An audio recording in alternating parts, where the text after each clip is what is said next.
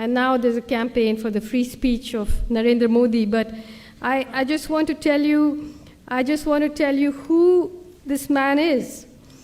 He was a member of an organization called the RSS, which is the Rashtriya Swayamsevak Sangh, which was set up in 1927, inspired by the fascists in Italy, inspired by Mussolini. One of their greatest heroes is Adolf Hitler. They very openly praise Adolf Hitler, and I'll read you some of the things that their books say. In 2002, when Modi was the chief minister, a train full of pilgrims coming back from the destruction of this Ayodhya mosque, which was disputed, the train caught fire. Nobody knows who set fire to the train, and 57 pilgrims were burnt. In reaction to that, under his watch, right-wing Hindu mobs went crazy in Gujarat. They burnt and killed and raped, and something like between 1,000 and 2,000 Muslims were massacred openly on the streets of Gujarat. 100,000 people were driven from their homes. The people who did the killing were helped by the police. There was a member of the Legislative Assembly called Ehsan Jafri, who had the temerity to stand against Modi in the elections. His house was surrounded by a mob of 20,000 people.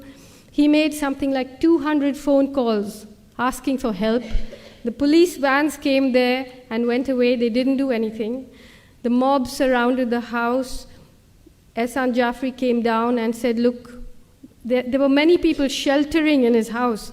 He came down and he said, look, do what you like to me, but let the women be, let the people who are taking shelter in my place be. They cut off his arms, they cut off his legs, they dragged his body around the place, and then they killed all the people there. They raped the women and they burnt them alive. So, and Modi said, well, if there's an action, there'll be a reaction. And this man is now the front runner to be the Prime Minister of India. And I just want to read you some of the things that the organization to which he belongs say. These are some excerpts from a book called We or Our Nationhood Defined by M.S. Golwalkar, who succeeded Dr. Hedgewar as head of the RSS in 1940. Ever since that evil day when Muslims first landed in Hindustan, right up to the present moment, the Hindu nation has been gallantly fighting on to take on these despoilers. The race spirit has been awakening. In Hindustan, the land of Hindus, lives and should live the Hindu nation.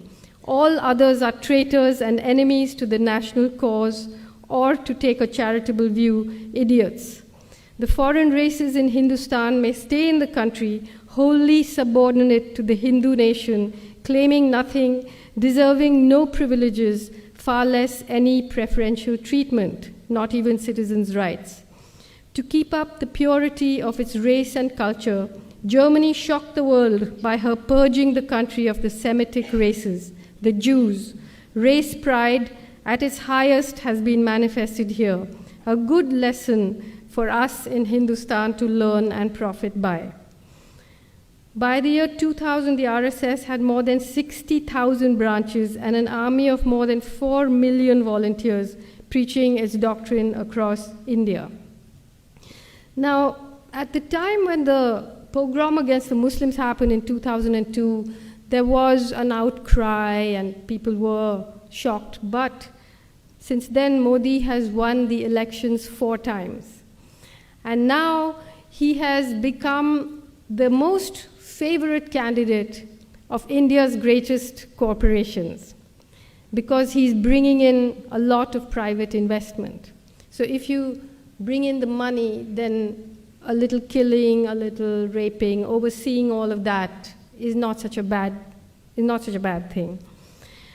So you have a situation where this kind of open, I mean, we call them fascists because they call themselves fascists, meaning they, in their books, admire the fascists.